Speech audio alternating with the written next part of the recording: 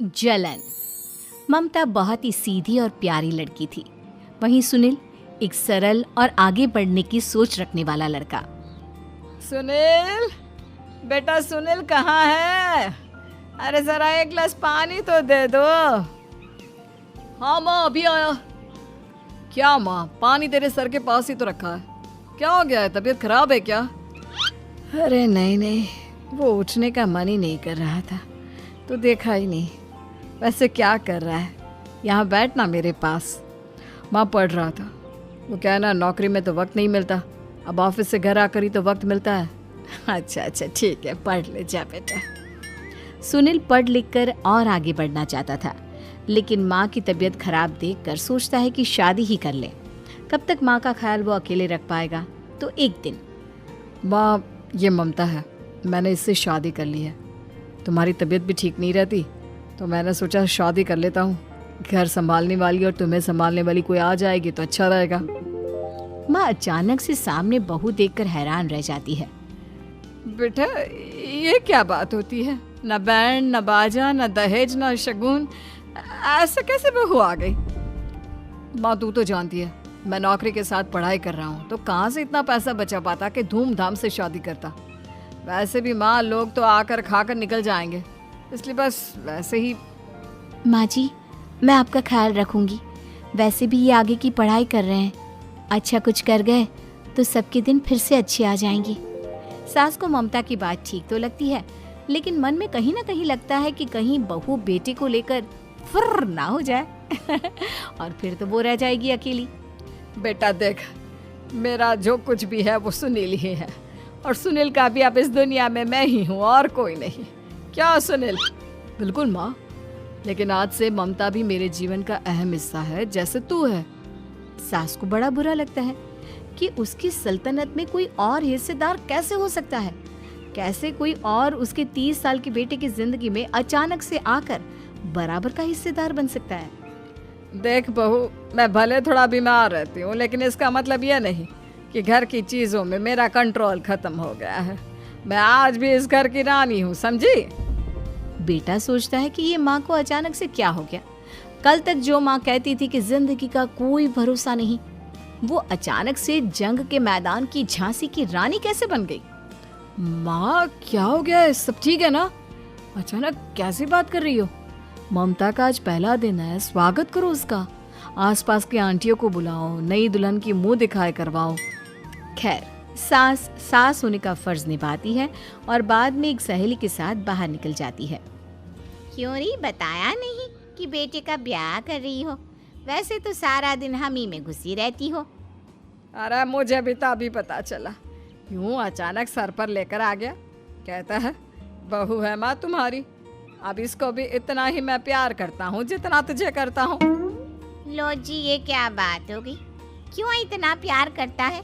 अरे माँ का प्यार तो ज्यादा होता है। अब उसको तो कोई दूसरा पति मिल सकता है, लेकिन तुम ही बताओ, क्या माँ की ममता किसी और की हो सकती है? ना जी ना, बेटे को समझाओ ये बात। अरे क्या समझाऊं, मुझे तो खुद ही समझ में नहीं आ रहा कि क्या हो रहा है। जो बेटा कल तक माँ माँ करता था, अचानक से बीवी बीवी का राग आलाप रहा है। देखा, उसकी बीवी ना सुंदर और जवान है। सुंदरता के आगे तो एक से एक नहीं टिके, तो तेरा बेटा किस खेत की मूली है? सास को भी समझ में आ जाता है कि बहू की सुंदरता के आगे माँ का प्यार किसी काम का नहीं। उधर बीवी, ए जी, अम्मा जी सहेलियों को छोड़ने गई थी, अभी तक आई नहीं, हम देख आए क्या? अरे रहने दो ना, आ जाएंगी। कहाँ जाएगी, उनकी आदत है, एक बार जाती है तो पूरी पंचायत खत्म करके ही आती है। अच्छा ही है, खाना वाना खा कर गई होगी। छोड़ो ना, घूमेगी तो खाना पचेगा, नहीं तो ऐसे ही खाट पकड़ लेगी। बहू भी शांत हो जाती है। उधर सास सोचती है कि आज थोड़ा देर से ही घर जाती हूँ, जब बेटा परेशान होकर ढूंढेगा तब मजा आएगा। बीवी को खुद ही पता चल जाएगा कि माँ के आगे उसकी दाल नहीं गलेगी। लेकिन वहीं दूसरी ओर घर पर, ए जी, माँ जी अभी भी नहीं आई, हमको तो घबराहट हो रही है कि क्या करें, जाकर पता करें किसी के घर। अच्छा, कहाँ जाओगी ये भी बता दो। पहला दिन है तुम्हारा इस घर में और एक ही दिन में मोहल्ला छानोगी क्या? हाँ, तो आप भी तो नहीं जा रहे हैं ना, हमको फिक्र हो रही है। अरे यार, ये रोज का है अम्मा का, खाओ और सो जाओ। बस फिर क्या था, बेटा बहू खाना खाते हैं और कमरे में सोने चले जाते हैं। उधर जब सास को कोई देखने नहीं आता तो वो हार कर घर आ जाती है, जहाँ वो देखती है कि सारे घर की लाइट्स बंद है। सास को गुस्सा आता है, बहू, ममता बहू कहाँ हो? लेकिन सारे दिन की थकी बहू को ऐसी नींद आती है जैसे किसी ने भांग की गोली खिला दी हो। वो तो नहीं उठती। उठकर आ जाता है बेटा। क्या बात है अम्मा, काहे चिल्ला रही हो? अरे सो जाओ ना, सुबह की थकी है बहू, वो सो रही है। जोर से बोलोगी तो नींद खुल जाएगी उसकी। माँ को गुस्सा आ जाता है। फिलहाल तो सो जाती है, लेकिन मन ही मन ढेर सारा जहर बहू के लिए भरा होता है। सुबह बहू चाय बना रही होती है कि सास धीरे से गैस तेज कर देती है, जिससे चाय का बर्तन जल जाता है। और जैसे ही बहू चाय का बर्तन उठाती है, उसका हाथ जल जाता है। मेरा हाथ जल गया। वो जोर जोर से चिल्लाकर इधर उधर भागती है कि सास थोड़ी देर में उसके हाथ में पानी डाल देती है।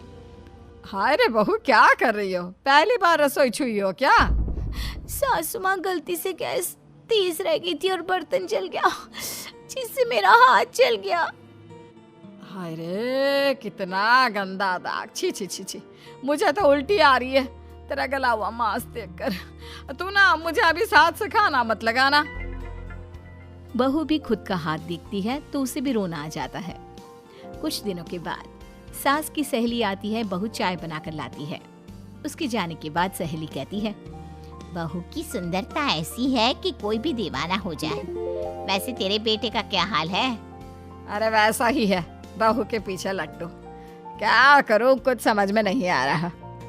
मैंने तो बहू के चेहरे पर दिवाली के पटाखे की चक्री फेंक दी, उसका पूरा चेहरा जल गया। अब देखो ना रही सुंदरता, और ना ही अब मेरा बेटा उसे पूछता है। अरे अब तो वो उसे छोड़कर दूसरी भी देखने को बोल गया है मुझे।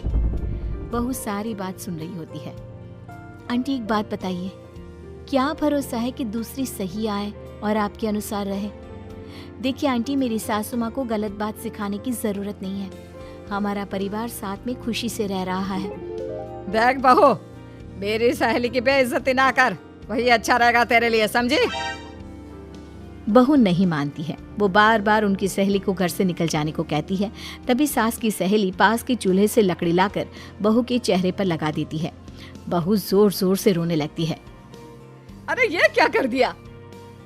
मैंने कहाँ किया, ये तो तूने किया। तू ही नहीं चाहती थी कि बहू बेटी के साथ रहे, भला मैं क्यों करूँगी? मैं तो चली, निपटो अब। बहू रो रही होती है, दर्द से चिल्ला रही होती है, लेकिन सास उसे डॉक्टर के पास नहीं ले जाती। तभी पति आता है। क्या हो गया ममता? ये दाग कैसे लगा? तुम कैसे जली? ममता कुछ नहीं कहती, बस दर्द से करा रही होती है। पति माँ की तरफ देखता है। हो ना हो माँ, ये पक्का आपका काम है। आप ही ममता से जला करती थी ना। देखना माँ, अब पुलिस आएगी, केस बनेगा, लेकिन पहले मैं ममता को अस्पताल लेकर जा रहा हूँ। सभी अस्पताल जाते हैं, जहाँ डॉक्टर ममता की सास से कहते हैं, आपने तो नहीं जलाया ना बहू को?